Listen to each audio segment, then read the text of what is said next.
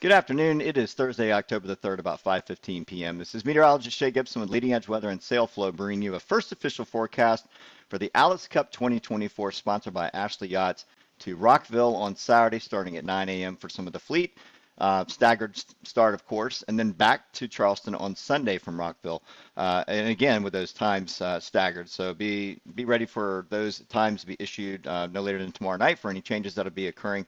That's what the rules are for the racing as far as any last minute changes. We'll be talking about that tomorrow night at the skippers meeting, 6 p.m. at Ashley Yachts over off Lockwood Boulevard by the marina.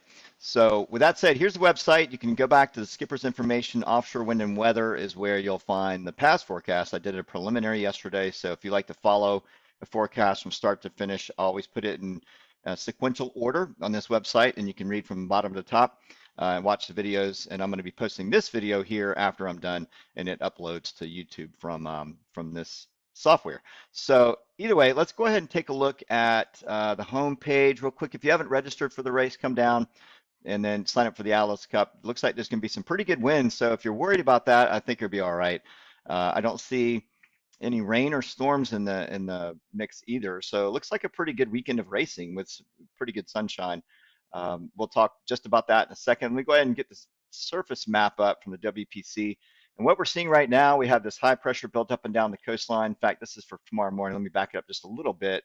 And so right now we have this, we have an eastern high pressure along the eastern seaboard built in. We've got east northeast winds cutting into the coastline. And this has been a pattern for the last couple of days, right? And so it's going to start to break down a little bit tomorrow as this high noses down and starts to flatten out tomorrow afternoon. So we're probably going to be left with a lot less tomorrow. We get 13 to 17 knots. So if you're out there practicing on the course, getting your gear straight, getting your boat on the water, just know we'll have about 13 to 17 knots east northeast winds out there tomorrow across the harbor and whatnot. One thing to be wary of though is I talked about this preliminary forecast last night. This troughing of the shortwave activity that tries to move into the coast. This could be a little bit of a feature Saturday morning early until a backdoor front arrives. And I'm going to get into detail about that. But sometimes when high pressure is weakening like this, we get this moisture tries to lift from the south. We get traffic up from the Gulf of Mexico when these high pressures start to fade, and that's kind of what's going on. So as we look into Saturday morning, one thing I'm going to be really hoping for, I hope the timing on this is good. This backdoor front that's going to be dropping down from the north will be weakening. And so you get this large dome of high pressure over the Great Lakes driving down a northeast, east northeast wedge in behind this front. And a lot of times when it weakens, it can actually go through it and arrive earlier down and along our areas. So this is 8 a.m. Saturday morning. And I do think with the timing for right now, for what this is showing, it should push that front farther south. So here, by Saturday afternoon, it shows the front lingering up north along the North Carolina, South Carolina border. I just don't buy that. I think there's going to be enough to push that down, likely over Savannah, maybe Ossabaw or Sapelo Sound in Georgia. I don't think the front's going to be that high up as we get into Saturday afternoon, Saturday evening. And again, that east northeast or northeast wedge working its way down and behind it. So modest to modest values in the morning, turning to moderate values in the afternoon. So real quick, let's take a look at visible satellite, kind of show you. I'll give you a little bit of a, let me pull that down, a little bit of a gist of what's going on. We have the northeast flow coming in. We have east-northeast coupling off the sea breeze oscillations into the coastline. So it's veering actually a little bit more due east right along those immediate barrier island beaches. And that's what's going on. So if we run the streamlines and wind vectors, I wanted to show you this because this is what drives short waving. When we get to the southernmost end of the high pressure ridges that come down the coast, they tend to fall off as we get down here.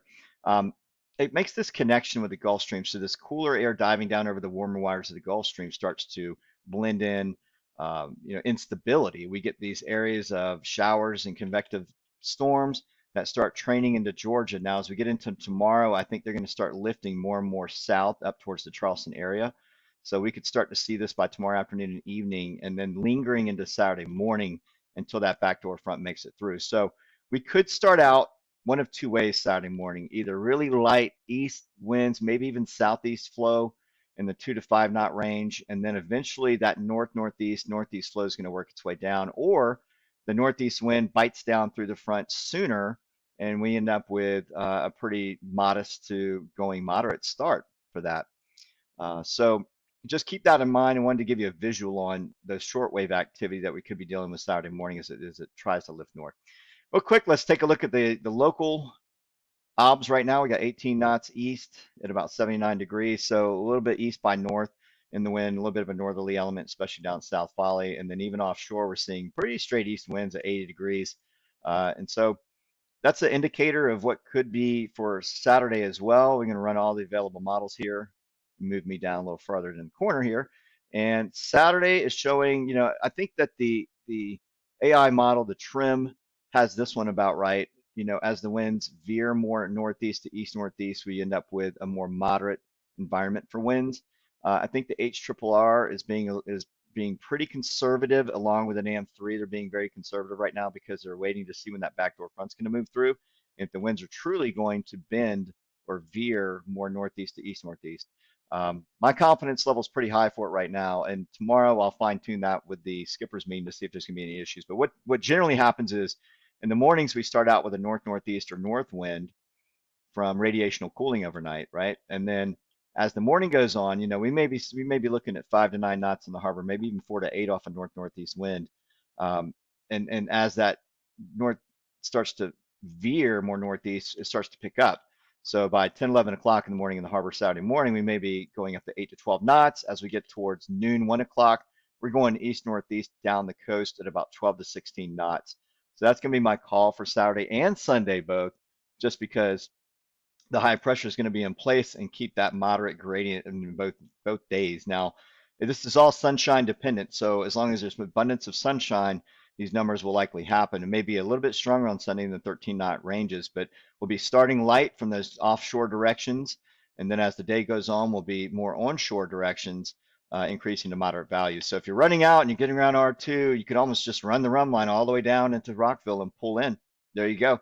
It's a nice easy race, and you're really running the whole way. And then on the way back, of course, you may have to come down. You may have to do some tacking, come up, go over. It might be a little tricky coming in, but once you get back into Charleston, you still have that east wind to your back. You'll be running right back into the harbor. So, again, tomorrow at the skipper's meeting, you can talk tactics and do whatever you want, but I think that's going to be the call. I don't see any rain in the forecast. It looks pretty good, maybe partly cloudy. If some of that short waving sticks around Saturday morning, that might be something to talk about, but otherwise it looks pretty good going forward. Swell heights. I definitely want to look at the nearshore wave prediction system. I think we may have fresh guidance. I'm going to pick the 41076 buoy, which is about 18 nautical miles out. And let's run the forecast. And yes, looks like we got fresh guidance today starting at the 12:01 a.m. So that's good. Yesterday I did a preliminary. It was still based off of 5 days before, back on the 28th, or 4 days. But pretty much in a lot of agreement out there at 18 nautical miles. And this is probably going to go for 10 to 18, where we're getting up towards 4 feet on the swell. Now, I discussed that in the preliminary forecast yesterday as well, but that's what I think it's going to be. If we get stronger winds on Sunday, it might come up just a little bit to 4.5 feet. But I think that's what we're going to be dealing with well offshore. Period's going to be nice, though. It'll be around 10, 11 seconds. So not too bad. If you end up with a primary swell at east-southeast and then a secondary wind swell at east-northeast, it won't be too bad because both of those are easterly swell parameters. So that's a good thing. But always look to surf line, and I'll just pick a spot out here as you get around R2, and right here is the dot.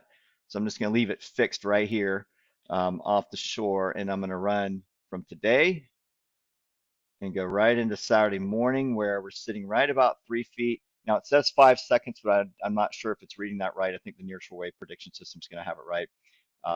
It may be reading a prior or secondary swell at 5 seconds just based on the wind. But 3 feet is going to be the call out there. 2 feet as you get closer to shore. When you get within 5 nautical miles, you're probably going to be running at about 2 feet. And then 2 to 3 feet, and then offshore 3, a little over 3 feet. As we get into Sunday, if the winds do pick up, we end up with 4 feet at 14 seconds. So at least the period looks like it's going to grow either way. But there could be a short period swell to start Saturday morning when you get out there, and then growing through the day. So eventually we hit that 11-second mark. But that's going to be the swell heights. You can always check CORMP. This is a good website. I do believe this is sanctioned in the rules, where instead of looking at premium data, this is free public data. You can go out there and look at the CHR 60. That's the same one, and you can get the real-time OBS going on out there. So with that said, air temperatures look very comfortable. We're looking at low to mid 80s both days, more like mid 80s, and water temperatures are right around 79 degrees. So that's going to be it for this first forecast for the Alice Cup. And I'll see everyone tomorrow night, 6 o'clock downtown for the final. Until next time, everybody, take care, and we'll catch you tomorrow. Thanks for watching.